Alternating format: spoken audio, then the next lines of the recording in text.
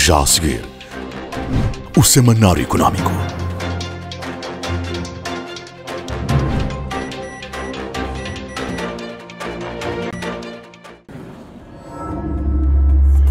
BNI, milhões de braços, uma só força.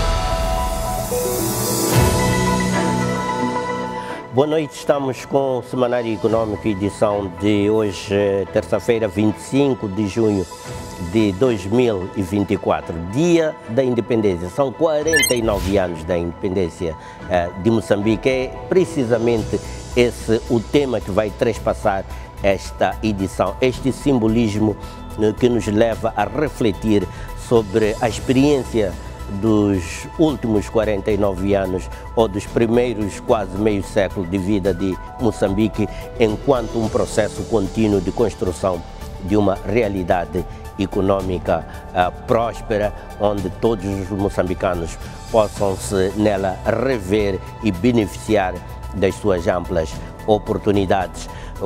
Para isso, contamos com uma naipe de economistas que estão do outro lado do estúdio. É com eles que vamos refletir de uma forma sistemática sobre este processo econômico de Moçambique até a data. Mas mais do que isso, vamos olhar para o futuro, eventualmente para os próximos 50 anos.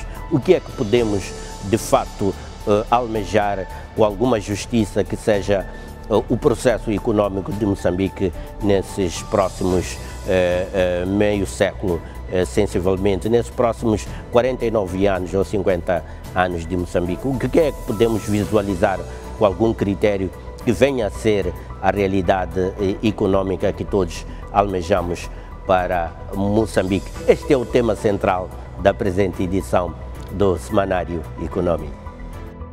Este é o Semanário Económico.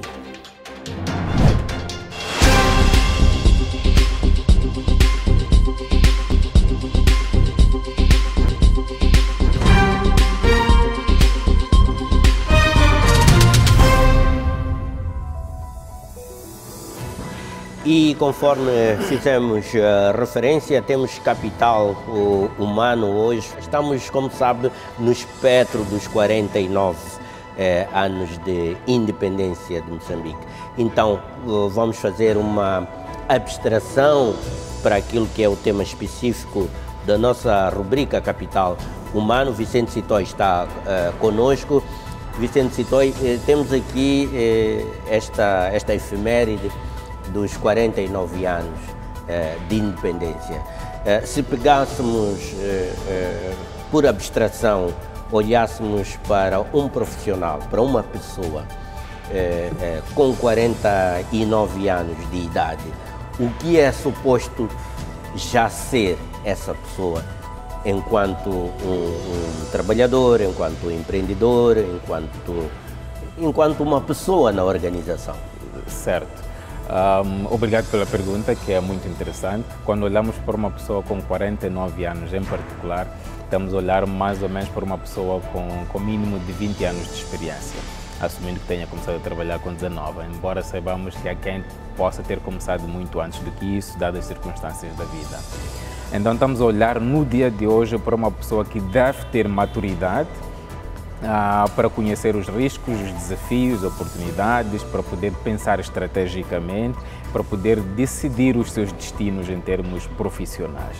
Estamos a olhar para uma pessoa que não deve esperar que os outros façam carreira para ele seguir, mas que tenha a capacidade de ele próprio desenhar o seu itinerário em termos de carreira.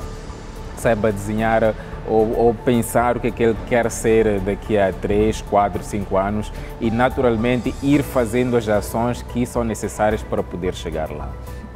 Com 49 anos de idade estamos a olhar para uma pessoa que deve ter capacidade de ensinar os outros. mais do que aprender, que aprendemos a vida toda, este indivíduo já tem experiência suficiente, ou deve ter experiência suficiente, para poder deixar com os mais novos e não só, inclusive com os seus pares. Portanto, é uma pessoa que se deve distinguir por esta capacidade também de ensinar aos outros. E conduzir as suas atividades com uma relativa autonomia já na execução de tarefas e responsabilidades. Esta pessoa já deve ter autonomia e independência suficiente para conduzir o departamento do qual é responsável, ou a equipa da qual é responsável, ou simplesmente as tarefas das quais ele é responsável, sem necessidade de uma supervisão ali constante. Estamos a fazer esta abstração olhando para Moçambique como essa pessoa. Com 49 anos de independência, acha que Moçambique tem esses qualificadores todos? Quando olha para Moçambique, já consegue tomar esse tipo de decisões, fazer esse tipo de análise, conduzir os seus processos de desenvolvimento socioeconômico de uma forma mais consequente? Teríamos que olhar setor a setor, porque em alguns setores o país, é visível que o país deu avanços muito grandes, mas há outros setores em que o país ainda não é este profissional de 49 anos que eu descrevi aqui e que ele próprio precisa de ser supervisionado, de ser ensinado, ao invés de ensinar aos outros. Portanto, eu diria que Moçambique, 49 anos, equiparando a um profissional, ainda não temos aquele profissional que se espera que seja aos 49 anos de idade. Esse é o desafio de Moçambique? Esse é o desafio de Moçambique, é o desafio que é colocado a todos os gestores em diferentes setores, para tornarmos os nossos setores, em particular, neste profissional, fazendo aqui a comparação, de 49 anos, que tem autonomia, que tem maturidade, que tem experiência, é intencional, sabe planificar, sabe para onde quer ir e, acima de tudo, que ensina aos outros. Muito bem, estas são as ilações, as inferências que estamos a fazer relativamente a esta efeméride que toca com todos nós, que é 49 anos de independência de Moçambique, coincidentemente que se assinala hoje, 25 de junho de 2024, dia do Semanário Econômico. Efetivamente, esta é uma discussão que pretendemos prosseguir nos próximos programas do Semanário Econômico, orientado essencialmente por um conjunto de questões que posso resumir neste momento em 3 questões. Que modelo de desenvolvimento para Moçambique? Como transformar Moçambique num espaço de prosperidade econômica? E que variações é que o país deve ter, ou adequações que Moçambique precisa de ter para se tornar resiliente e manter-se consistente numa trajetória de crescimento econômico sustentável e abrangente?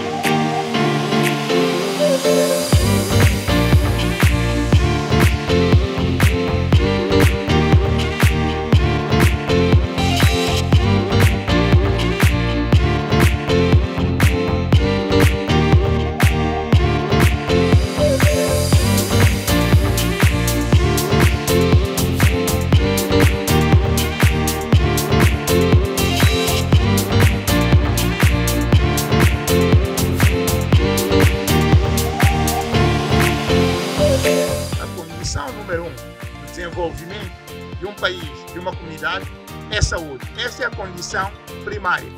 Para a SASOL, isto é fundamental. E uma ação como esta, de promoção de saúde, fala exatamente com esta componente de como é que a gente continua a conduzir de forma muito ativa a componente de saúde. Como podem ver aqui, estamos com os nossos filhos, os nossos netos, os nossos irmãos, nossas esposas, esposos, conhecidos. Tudo isto porque vocês fazem parte de uma comunidade, vocês fazem parte das famílias. E é com esta família, com estas comunidades, que vocês ganham energia para vir trabalhar para a sociedade.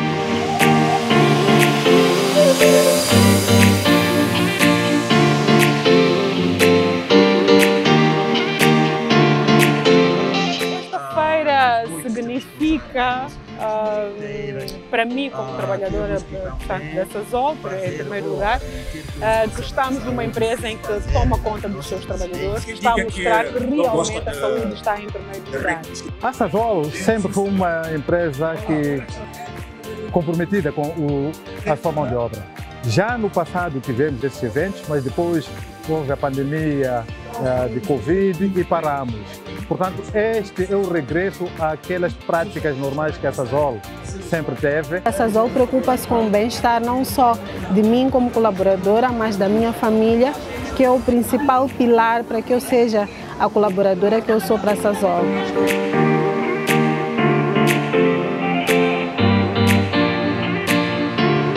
Valeu muito a pena porque geralmente eu e os colegas nos encontramos mais num ambiente mais corporativo, então foi uma experiência muito boa estar aqui num ambiente mais descontraído, deu para falar não de coisas que tenham a ver com o trabalho, mas de saúde e família por aí em diante, então foi uma experiência muito boa. A mensagem que fica é que, olha, agradecer a Sasol por cuidar de nós, para que realmente isto impacte naquilo que são os resultados que a empresa procura, não é? Que é a produção, e não se pode produzir sem pessoas saudáveis. Então é gratificante a ação que a Sasol exerce sobre os seus colaboradores, cuidando deles e das suas famílias.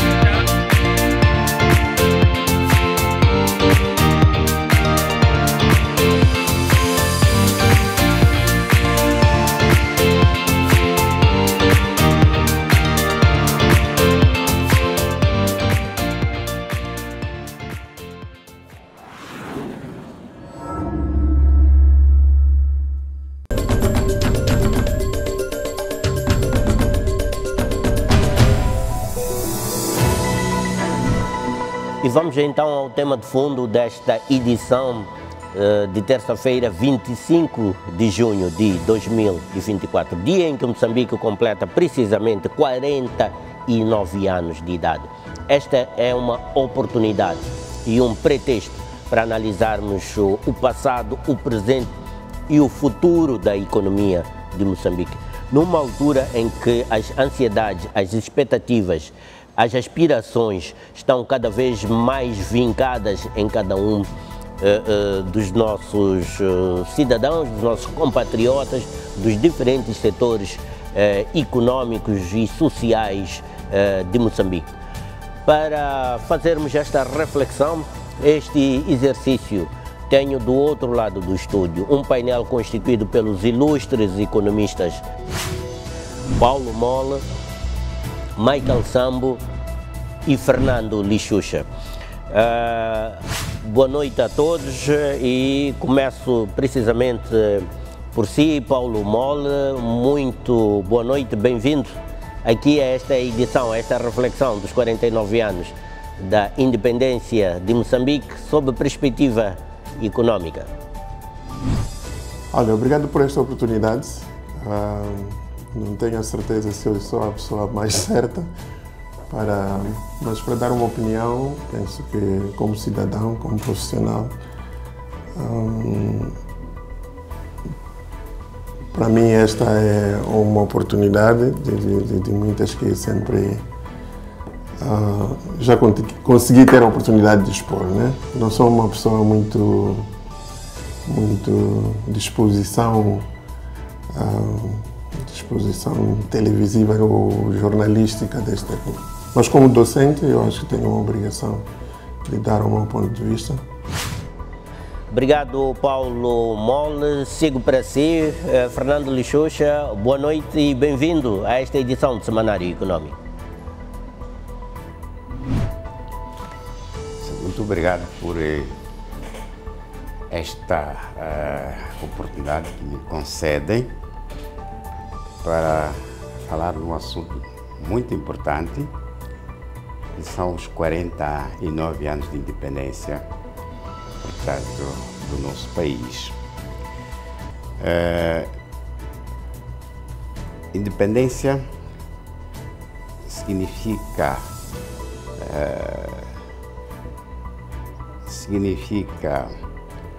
começar uma nova caminhada, governar-se, tomar decisões e prestar atenção àquilo que é, portanto, as necessidades, portanto, do país. Obrigado, Dr. Fernando Lixuxa, Michael Sambo. Boa noite e é bem-vindo ao Semanário Econômico. Muito obrigado. E saudações a prezado João Carlos, e quero também saudar a você que nos assiste nesse programa. Dizer que realmente são 49 anos após a independência, nesse caso declarada em 25 de junho de 1975, e obviamente 49 anos não é pouco, é muito tempo. E quando nós procuramos ver o que é que na verdade pode ter ficado como uma experiência da abordagem econômica de Moçambique e sobretudo como legado, algo que pode ser uma lição, particularmente eu diria que uma grande lição que nós podemos ter tirado ao longo desses 49 anos é o facto de que a dependência externa não pode desenvolver Moçambique. O Moçambique precisa de outras abordagens para além apenas da dependência externa. Muito obrigado, Michael Sambo, muito obrigado aos três. Vamos então à nossa primeira ronda de questões. Vamos, num primeiro momento, fazer um rescaldo. Vamos olhar para a trajetória destes 49 anos da independência de Moçambique sobre lógica de um processo econômico. Dr. Paulo Molo, começo por si.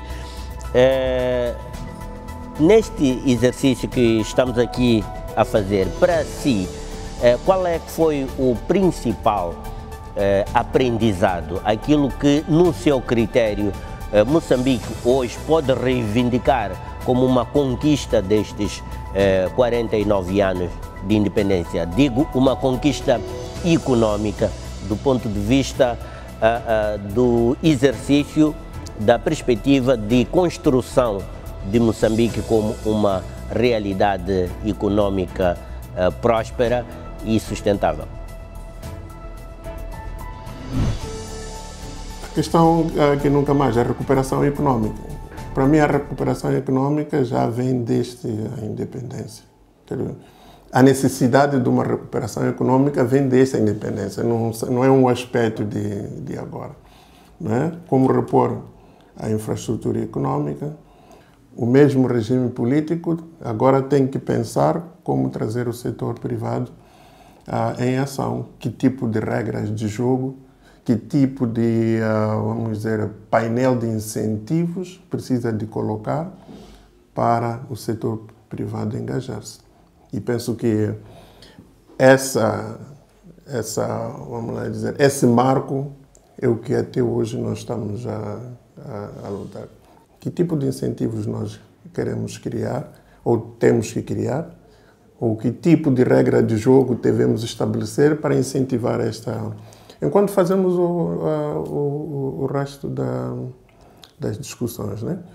Portanto, agora, do ponto de vista de desempenho de progresso, eu tenho dito que sou profissional em desenvolvimento e desenvolvimento não se faz e posso lhe dizer que mesmo em 50 anos que estamos agora a coisa, temos que olhar, como estava a dizer, o que é que foi estabelecido, o que é que conseguimos, que mudanças é que fizemos para atingir o quê e o que é que estamos a fazer. E em desenvolvimento, o progresso é incremental. Mas o ponto é o que é que nós estabelecemos, a que taxa é que nós queríamos voar e o que é que nós conseguimos. Eu penso que conseguimos alguma coisa, mas podíamos ter feito mais, né? E como disse, tudo tem a ver com as regras de jogo e as prioridades que estabelecemos. O progresso que se vê é muito lento. É muito lento. Mas, como disse, são prioridades. Fernando Lixuxa, dirijo-me a si neste momento.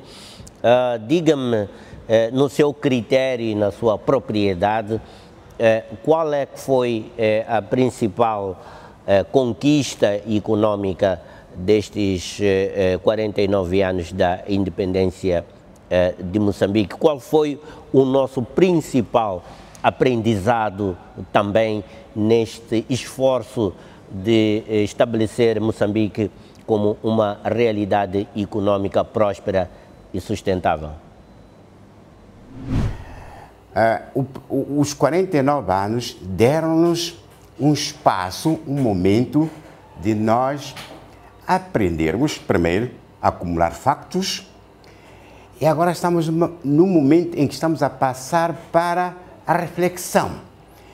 Ou seja, a utilização do conhecimento acumulado, dos erros cometidos, para que não voltemos a cometer as mesmas coisas, as mesmas falhas, e pensemos em coisas melhores, ponderadas, pensadas e resultantes de pensadores internos, não externos, aqueles que conhecem a nossa realidade, que somos nós moçambicanos. Eu sou mais otimista neste preciso momento porque 49 anos significa o fim de uma geração e o início de uma nova geração, e essa nova geração é uma geração que está sendo forjada em várias escolas nacionais, ou várias escolas, para quem usar a palavra escola, em várias universidades nacionais e internacionais, e que tem havido muito intercâmbio de ideias entre os nossos jovens e tanto aquilo que é o conhecimento que existe internacionalmente. E nós temos assistido isso, capacidade de leitura, capacidade de reflexão dos problemas que nos são apresentados por uma camada nova, uma nova geração, e que essa geração está a observar neste preciso momento os processos dos vários ciclos de governação, como é que estes ciclos têm lidado com os vários choques,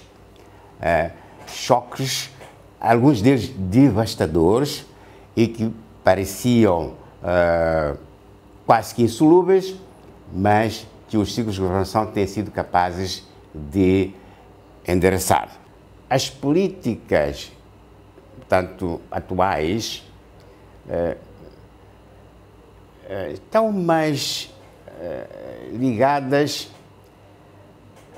a problemas que provavelmente deveriam ter sido os últimos a serem atacados, que tem a ver com os problemas que tem a ver com a previsibilidade, estabilidade da economia. Por outras palavras, endereçam problemas macroeconômicos, como, por exemplo, a política fiscal, tanto que é aquilo que se pode arrecadar internamente, que tem a ver com a inflação, né? Que tem a ver com para evitar a erosão do poder de compra dos cidadãos, que tem a ver com as taxas de juros, que é o preço que se cobra, o dinheiro que se dá emprestado a quem quer empreender, que tem a ver com as taxas cambiais, por causa das relações que Moçambique estabelece com os outros países. No entanto, há uma variável extremamente importante que devia ter sido vista, tanto antes dessas medidas todas, que é o tecido empresarial, a produção. A produção é que vai ditar Portanto, a qualidade da política fiscal, a produção, porque é onde é a fonte da tributação, né? É onde se faz a tributação. Se tu não tens um tecido empresarial como sendo uma preocupação daqueles que nos querem ajudar, estão preocupados mais com inflação, com taxa de juros, com outros indicadores macroeconômicos, sem olhar a questão da produção, eu acho que vamos levar mais tempo do que aquilo que a gente espera. Michael Sambo, faço fundamentalmente a mesma pergunta a si também, deste primeiro rol de questões. Para si, o que é que aprendemos e retivemos do processo que o país se envolveu de construção da nossa nação enquanto um espaço de prosperidade econômica? Após este período de colonização, portanto, com a declaração da independência em 1975, 25 de junho, o que acontece é que Moçambique agora precisa de se reorganizar. Entretanto, nesse processo de reorganização é preciso lembrarmos que grande parte da população colonizadora teve que sair, deixar o país. E grande parte destes eram o capital humano, eram as pessoas com maiores competências técnicas, entre outras. Ao terem que deixar o país, Moçambique viu-se num déficit grande de recursos humanos capacitados. Cerca de 95% da população moçambicana era analfabeta, se podemos assim dizer. E isso em si, penso eu que foi relativamente tremendo, até mesmo para os esforços do governo. E é daí que também se adotou, digamos, a política ou o modo de governação ou política socialista, não é? E com esta adoção, obviamente, a comunização, os meios de produção, etc., tudo isso, este modelo de produção permitia mais aglomerados, trabalho em massa, etc.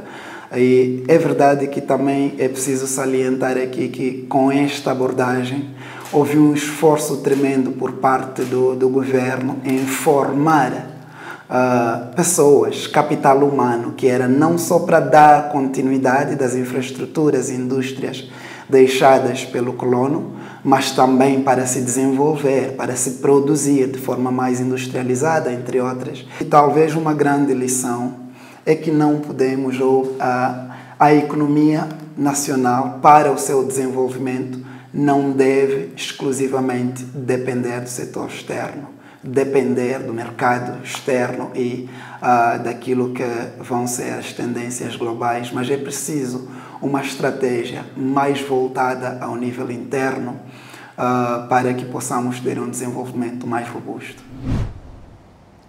Paulo Moll, para si, qual é a baseline que tem da economia de Moçambique hoje, 25 de junho de 2024? Eu penso que é uma economia que continua a lutar.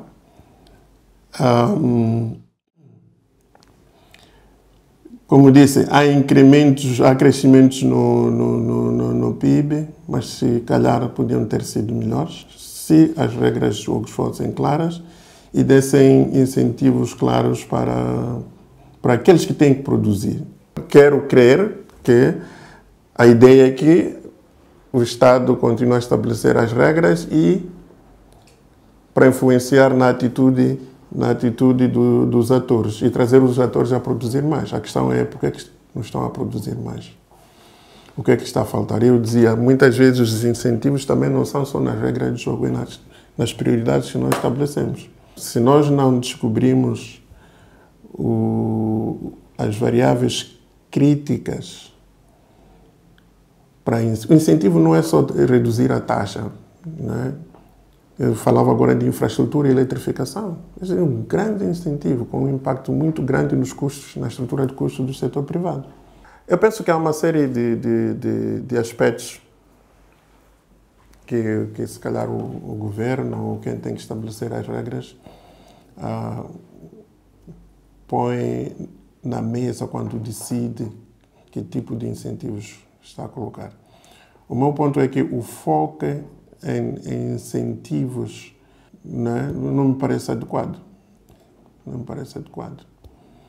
Né? Temos que pensar que a questão dos incentivos não são só impostos não.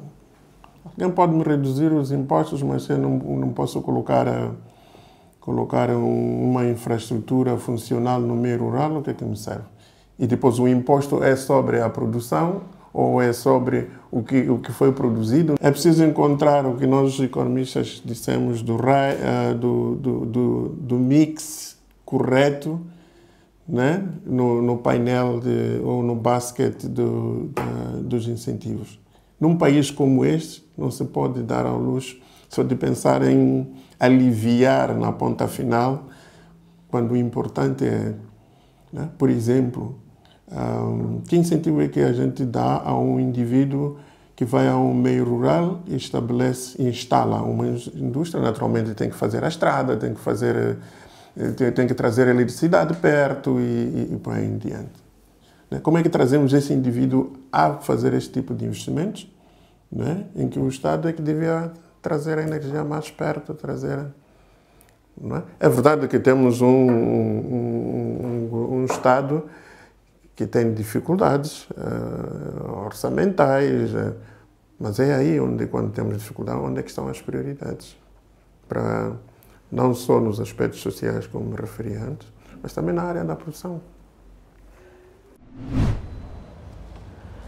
Fernando Lixuxa, chegados a esta parte, envolvidos quase 50 anos de esforço de construção econômica de Moçambique, qual para si o principal ganho que a economia de Moçambique pode reivindicar nesta altura, em face de todo aquilo que foi o processo, as vicissitudes todas enfrentadas e conhecidas e reconhecidas por todos? Um dos primeiros ganhos que os 49 anos de independência trouxe para a nação moçambicana é a formação do capital humano, nas várias dimensões. A formação adquirida dentro da academia e a formação adquirida, portanto, gerindo, observando, portanto, os processos que estão, todo tipo de processo, na prática. Tivemos essa oportunidade para nós vivermos e praticar. Agora chegou o momento, não vamos precisar de 49 anos para resolver os problemas que nós estamos a ter. Eu até posso dizer que dentro de 10 anos, estaremos muito melhor do que antes de 2014 ou 2015. Muito melhor. Não por causa das descobertas lá do Norte, mas por iniciativas ao longo de todo o território nacional, que não se resume só a Cabo Delgado. Insisto consigo, Michael Sambo, envolvido destes quase 50 anos de independência, o que considera terem sido os principais ganhos, as principais conquistas econômicas de Moçambique? Bem, ganhos como tal, diretamente falando, é um pouco difícil de os mencionar, porque há uma tendência de alterações naquilo que são os indicadores econômicos, apesar de continuarmos a ter o crescimento econômico de forma mais geral. Entretanto, há potencialidades enormes de tirarmos ganhos e proveitos. Por um lado, é óbvio que a população cresceu significativamente. É possível tirar dividendos do crescimento populacional, mas para isso era necessário um grande investimento ao nível do capital humano, quer em termos de educação, quer em termos de saúde, a segurança, entre outros elementos que potenciam, digamos, a este capital humano de fazer ou exercer grandes transformações na economia de forma mais geral. Por outro lado, é verdade que houve também grandes descobertas de recursos naturais, isto é um facto, e não só, mas o início da sua exploração. Mas não podemos com isso dizer que se trata de dividendos logo a priori. Por quê? Porque ao haver esta exploração de recursos naturais, é necessário que se tirem proveitos dos mesmos. Falei antes, digamos, do potencial ou daquilo que eram os ganhos, quero dizer com isso não dos ganhos, mas falei antes daquilo que era o capital humano. O capital humano, sim, tendeu a melhorar. Se nós repararmos, ao longo do tempo, houve um investimento significativo na educação, mas de algum tempo para cá, este investimento na educação começa a não mais ter aquele efeito, sobretudo com a introdução das passagens automáticas e uma redução significativa da qualidade de ensino em si. E, obviamente, nós hoje vemos sucessivas manifestações, quer do corpo de professores, dos médicos, que até certo ponto sinalizam, não é, alguma tendência de redução destes que são os principais serviços públicos, uma principal fonte de provisão para a melhoria daquilo que é o capital humano. E prova disso, no Índice de Desenvolvimento Humano, vemos que Moçambique continua muito em baixo, um dos países mais pobres em termos de desenvolvimento humano, e, portanto, não houve grandes avanços. E mesmo que talvez a medida, entre aspas, das passagens automáticas tivesse em vista esta melhoria de capital humano, porque em parte teríamos ali os números a subirem, porquanto temos cada vez um grande número de indivíduos com as classes X, Y, Z, não é? Mas a qualidade de ensino deixa a desejar, e aquilo que é o produto de educação, que é o que depois dá lugar à transformação econômica, dá lugar à produção, à capacidade produtiva em si, na economia, não se está a gerar como tal. Então, déficits vão prevalecendo.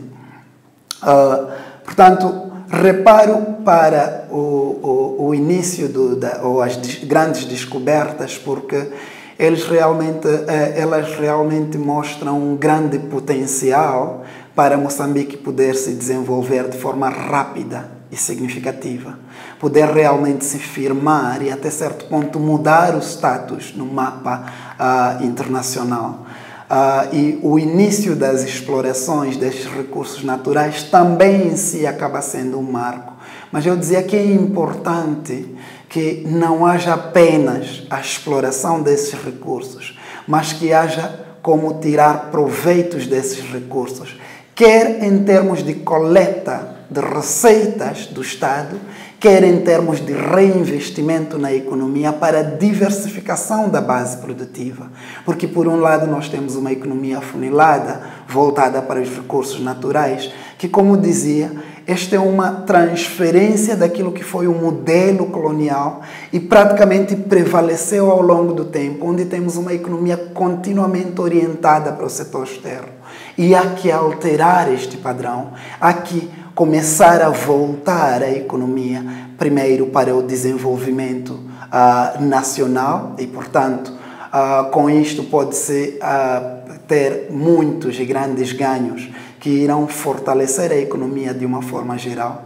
Então, a descoberta dos recursos é significativa e a entrada de investimentos que possibilitaram, digamos, a exploração dos mesmos também é um marco que vale a pena aqui salientar ou elevar, mas os outros elementos têm havido grandes variações que talvez não constituiriam em si só grandes marcos, e vale a pena aqui olhar para esses elementos. Portanto, não posso falar que houve industrialização ao longo desse tempo. Como dizia, a indústria que se tem implantado em Moçambique é principalmente uma indústria de caráter extrativo. Quando se olha para os dados, quer do Banco de Moçambique, quer do Instituto Nacional de Estatística, nós vemos que sim, temos uma certa tendência de igualização daquilo que são os dados das exportações de bens primários, nesse caso a indústria extrativa, e a indústria transformadora. Mas o grave problema é que essa indústria transformadora não passa de mais uma indústria extrativa, e como já havia explicado antes. Então não há grandes diferenças comparado ao período colonial, e é isso que é necessário que seja mudado. Nesta altura dos acontecimentos, nestes quase meio século de independência, tendo em conta toda uma experiência, tendo em conta todo um aprendizado, mas olhando também para os desafios que subsistem, desafios atuais e futuros, para si, quais devem ser as prioridades para o desenvolvimento social e econômico de Moçambique a curto, médio e longo prazo? Olha, eu costumo dizer, principalmente nos setores econômicos, conhecimento é importante. Mesmo quem estabelece as regras. Eu costumo dizer, ninguém pode gerir algo que não conhece. Né? Mesmo que seja para estabelecer as tais regras de jogo para influenciar o comportamento de quem está no setor. Tem que conhecer. Né? E o conhecimento neste país não é vamos dizer, não é um recurso escasso. Não é um recurso escasso. Tenho a certeza. E o país fez um esforço muito grande ao longo dos anos em ter pessoas formadas, pessoas tecnicamente capacitadas. Deve ter acompanhado. O país enviou muita gente para fora. Algumas delas vieram aqui e foram-se embora. Né? Conhecimento não é só uma coisa que se adquire, mas também desenvolve-se. E desenvolve-se ao longo de muito tempo. Né? Portanto, eu não acho que o país tem falta de pessoas que possam pensar, que possam ajudar. E também não sou daqueles profissionais que dizem que é preciso formar grandes comissões, Não. O país formou muita gente. E eu lhe digo, mesmo que está acontecendo no setor do gás, né? No setor do gás onde tens multinacionais e tens partes... Né? Alguns das pessoas que foram formadas neste país estão do lado das multinacionais a trabalhar no seu próprio país. E isso indica uma coisa muito importante. Estas pessoas podiam estar no Iraque, podiam estar...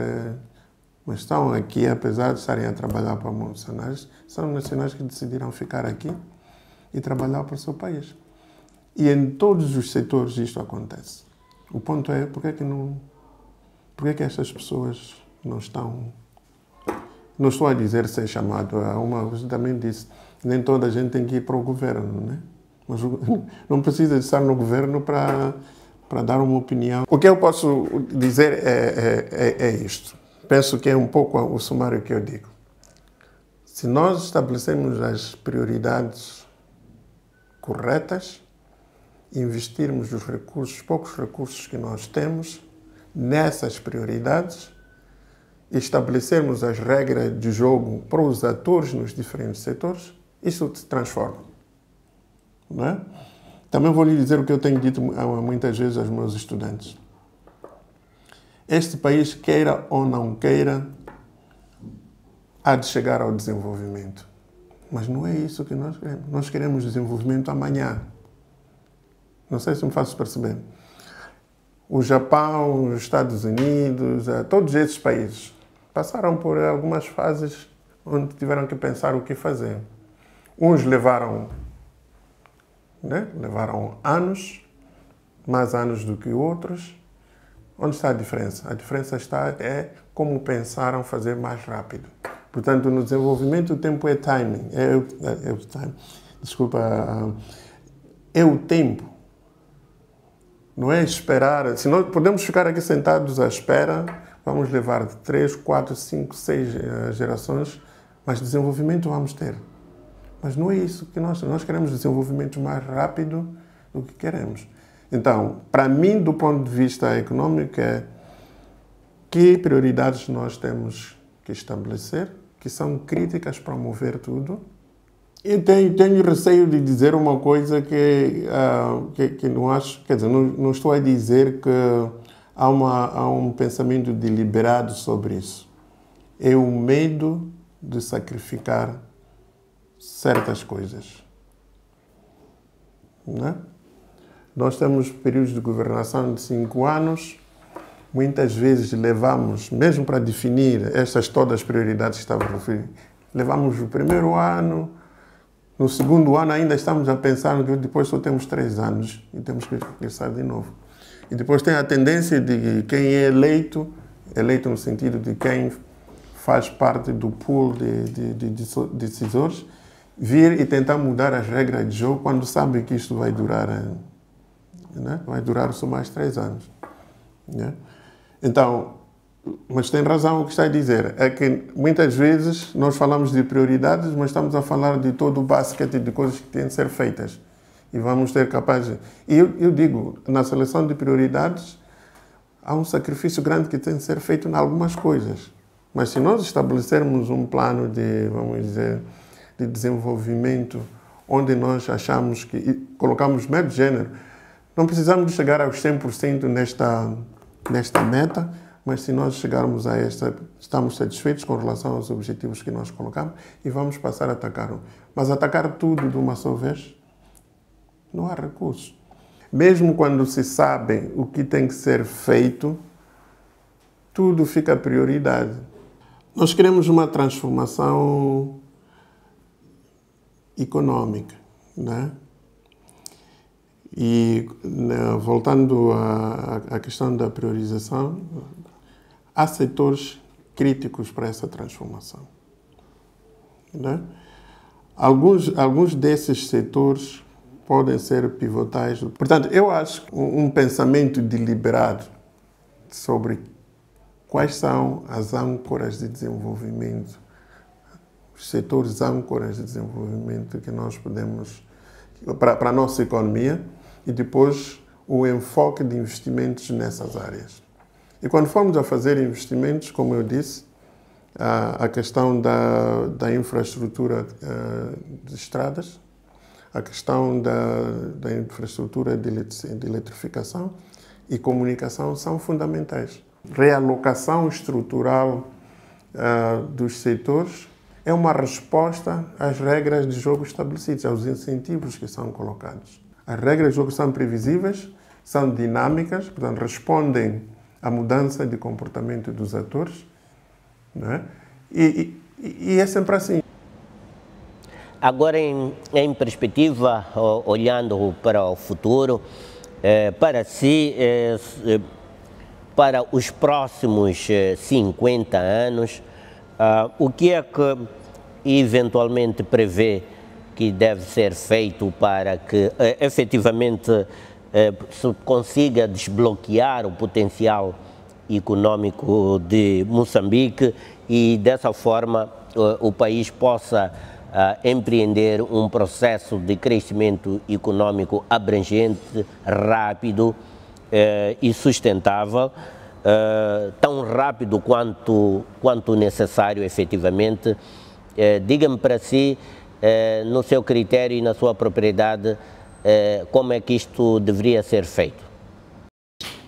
Qualquer coisa que tu quiseres fazer aqui em Moçambique ou em qualquer parte do mundo, precisas de dinheiro para investir, capital. Agora a pergunta, onde buscar o capital, o dinheiro? Essa é a pergunta. Não te esqueça que este país está endividado e o peso da dívida supera até o PIB. Está a ver? Então, nós temos que arranjar maneiras de conseguir um milagre. Investir em setores estratégicos. O capitalismo é um mundo de concorrência, de competição, em que todos concorrem para recursos, todos os países. E nós temos que nos enquadrar, temos que nos posicionar nessa concorrência por investimentos. Mas a capacidade de compasso não se cria artificialmente, nem por decreto. ela tem que surgir da produção. A produção é que vai melhorar o rendimento das pessoas. O rendimento das pessoas. E esse rendimento que se vai repartir em consumo e poupança. Agora, sem esses elementos, essas premissas básicas, produção, não é? Rendimento, não tens como. Falando honestamente, né? Eu acho que estamos enfraquecidos na área da produção, no tecido empresarial. Estamos extremamente enfraquecidos. Somos fortes, portanto, na área administrativa, na área de gestão de processos. Mas esses processos não têm expressão nenhuma enquanto não forem sustentados por atividades concretas, produtivas. Nós temos que sair dos gabinetes, digamos assim, ou seja, dar mais da burocracia, dar mais prioridade à área produtiva. Eu gostaria até de contribuir para os manifestos dos candidatos à presidência da República que incluam o número de fábricas que eles vão, digamos, facilitar a sua construção durante o seu mandato, a sua localização e o número de pessoas que serão empregadas nessas fábricas. Esse é o ponto de partida. Sem pensarmos na produção, podemos dizer o que quisermos, não vamos a nenhum sítio. Produzir, produzir, produzir. E isso vai resultar em rendimento. O rendimento é em poupança é investimento. Caso contrário, está em condições, mas há uma premissa fundamental. Este capital humano, desculpa a redundância, está descapitalizado. Não tem dinheiro. Tem que haver fundos de desenvolvimento, bancos de desenvolvimento, de toda a natureza. Desenvolvimento da agricultura, desenvolvimento disto, desenvolvimento... Dinheiro para fomentar a produção. Tem que haver dinheiro, de algum lado, tem que aparecer dinheiro. Houve várias tentativas, já as conhecemos. Todas elas não deram efeito. Nem vale a pena enumerar. Não deram efeito. Por vários fatores, não são culpa das pessoas, vários fatores. Porque há variáveis que a gente não equaciona. Quando tu vais ao terreno, há coisas conjunturais que surgem lá no terreno que, às vezes, como é que dizem? Às vezes contradizem aquilo que nós acreditávamos que ia surtir efeito. A ver, então, mesmo que a gente tenha o tal capital humano que já nos referimos, este capital humano está descapitalizado. Tem que haver dinheiro aqui, meu irmão. O dinheiro para ser investido em atividades produtivas e com a responsabilidade de devolução desse dinheiro. Não há caridade aqui. Aqui não há caridade nenhuma. Não há caridade.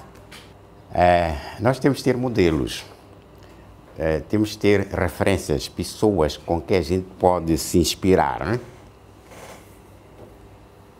O que aconteceu em diferentes ciclos de governação, a ideia em que se instituiu nas cabeças das pessoas é que basta estudar a ter emprego em vários setores, não vou mencionar os setores da economia. Ninguém se preocupou nessa altura em que havia outras alternativas de rendimento, além do trabalho burocrático.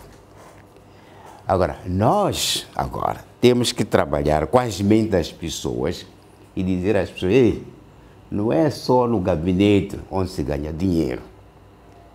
Fora do gabinete, ganha-se mais dinheiro do que no gabinete. São as imagens que nós temos nas nossas cabeças. Qualquer pessoa que está a estudar, não pensa em pegar a enxada, não pensa em fazer uma fábrica, mas sim pensa em ter um emprego. Tem várias oportunidades de emprego que existem. E agora se esgotaram as oportunidades de emprego. E há muita gente que não está a trabalhar, formada. Então, esses são os modelos que nós temos de como melhorar a vida. Agora, nós temos que desmistificar Quer dizer que não é só o gabinete. Temos outras áreas onde podemos fazer melhor. Agora, como é que tu vais fazer? Quem é o indivíduo que vai pensar agora em ir não sei para onde, neste preciso momento? Todo mundo quer estar aqui. Tem ar-condicionado, todas essas coisinhas todas. Temos que começar a dizer às pessoas nas nossas formações que não é essa a única oportunidade que o país oferece. Tem 1001 oportunidades melhores que essas que vocês estão a pensar. Um veterinário está no banco, onde é que é? Está no caixa, está a receber depósitos, descontar cheques, um veterinário. É o exemplo. E isso é verdade. Michael Sambo, convido-lhe agora a refletir sobre o futuro, ou seja, os próximos 50 anos, eventualmente. No seu ponto de vista, de que forma é que o país deve se envolver, deve se engajar para almejar, para conquistar uma realidade econômica próspera, sustentável, inclusiva e que realmente posicione o país como uma referência econômica regional, continental e, por que não, internacional? Bem, em parte já havia mencionado a questão da diversificação da base produtiva. E, obviamente, para esta diversificação pode ser necessário a mobilização de recursos externos, como é o caso do investimento direto estrangeiro que nós temos. Mas é preciso capitalizar a partir destes investimentos efetivados através, por exemplo, da coleta das receitas, isto é, taxar como deve ser e redistribuir na economia. Essa redistribuição pode ser ao nível, digamos, de criação de espaços de crédito para a indústria nacional, mais do que, digamos, aquilo que tem sido, porque se repararmos para os dados da economia, temos os impostos de rendimentos pessoais e coletivos e os impostos de rendimentos pessoais e coletivos tendem a quase equilibrar-se, o que não faz sentido ou se repararmos para os lucros gerados pelas grandes multinacionais e as empresas de forma geral. Não me refiro às empresas nacionais, pequenas e médias empresas, que por sinal carecem de capital e não encontram esse capital porque têm que disputar quer com o Estado e algumas outras entidades de maior capacidade, digamos assim, que oferecem segurança e garantia para os bancos. Refiro-me sim às empresas estrangeiras, às multinacionais, e não só o grande capital que tem estado a explorar os recursos naturais em Moçambique, que ao serem devidamente taxados, poderia-se mobilizar uma grande quantidade de recursos e até mesmo disponibilizar recursos para o empreendedorismo nacional, de forma a potenciar a produção industrial nacional.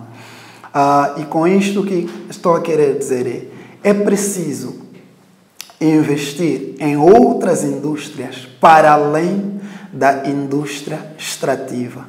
Isto passa pela mecanização agrícola, por um lado, mas também a indústria metalomecânica, eu gosto de repetir isso, que é começarmos a produzir, vamos começar, digamos, pelo metal, a indústria metalúrgica, produzir instrumentos de produção e fornecer à agricultura, produzir ferro e outros materiais de construção. Se repararmos para os dados de importação, vamos ver que, por exemplo, naquilo que tem a ver com o consumo doméstico, até na indústria de construção, grande parte daquilo que se está a usar para construir, quer as infraestruturas de forma geral, quer as cidades, entre outros, porque nós estamos com um boom, digamos, das construções civis, os materiais são principalmente importados. Até certo ponto há uma certa redução no cimento.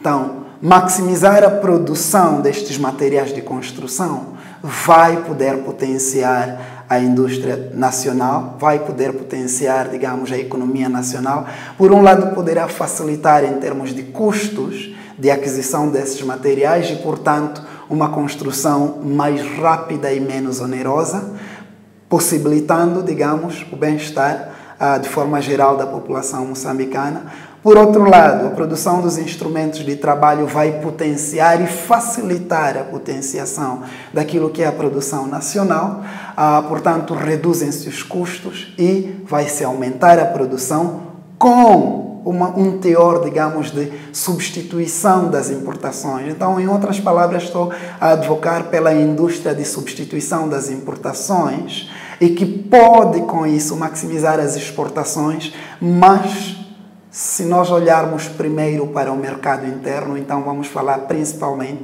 e primeiramente daquilo que é a substituição das importações. Com isto, poderemos ter também a produção, digamos, de material subsidiário, a produção de matérias-primas para suprir as necessidades das indústrias implantadas ao nível nacional. Pode isso requerer um investimento inicial em capital? Pode. Mas é necessário. E é importante notar que quanto mais se produzir ao nível nacional e para o consumo nacional, estaremos a maximizar também o emprego. Eu falei do crescimento populacional, que é um facto. Obviamente, com o crescimento populacional, há cada vez maiores desafios de emprego e empregabilidade. E não podemos depender apenas da economia externa, dos investimentos diretos externos, para poder empregar esta massa populacional que é gerada.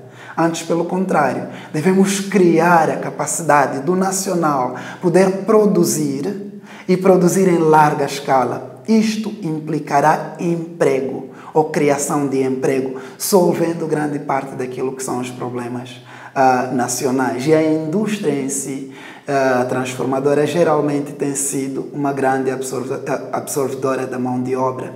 As infraestruturas, por sua vez, também, que poderão ser potenciadas como resultado daquilo que serão as coletas das receitas que virão fruto deste crescimento da indústria doméstica.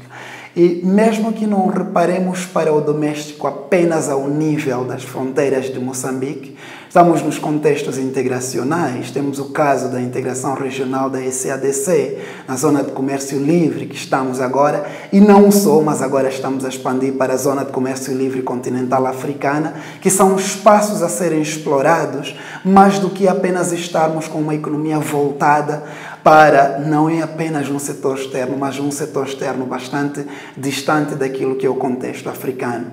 Dinâmicas internas, quer ao nível do país, quer ao nível regional, podem ser criadas, que irão certamente potenciar cada vez mais a economia nacional e a economia regional, uma vez aquecendo-se mutuamente, permitindo um rápido e robusto desenvolvimento do país.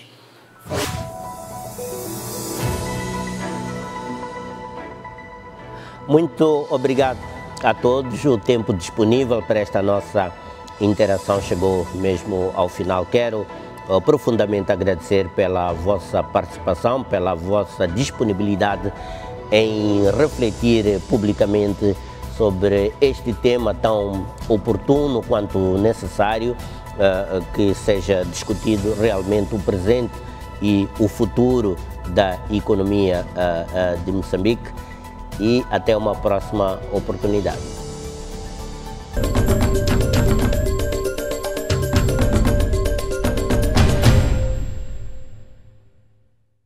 Há um banco em Moçambique que abre caminho para o desenvolvimento do país. Ajuda Moçambique a andar para a frente, construindo as ligações para o futuro. Respeita o potencial dos recursos naturais, colocando-os ao serviço dos moçambicanos. Pulsa com a energia da nossa terra, fazendo-a crescer com mais eficiência. Semeia a esperança, preparando um futuro próspero. Promove a inovação, dinamizando a economia e criando novas oportunidades de negócio.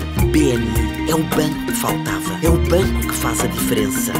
BNI, milhões de braços, uma só força.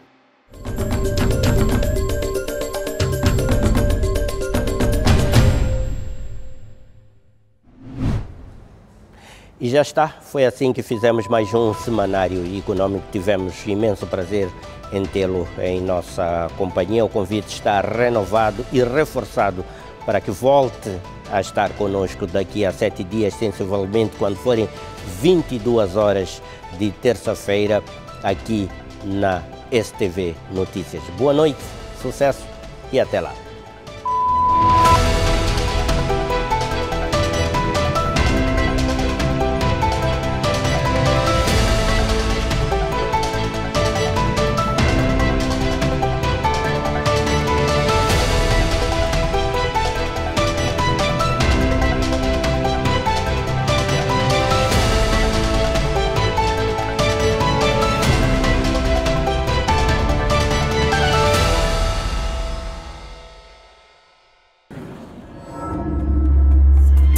PNI, milhões de braços, uma só força.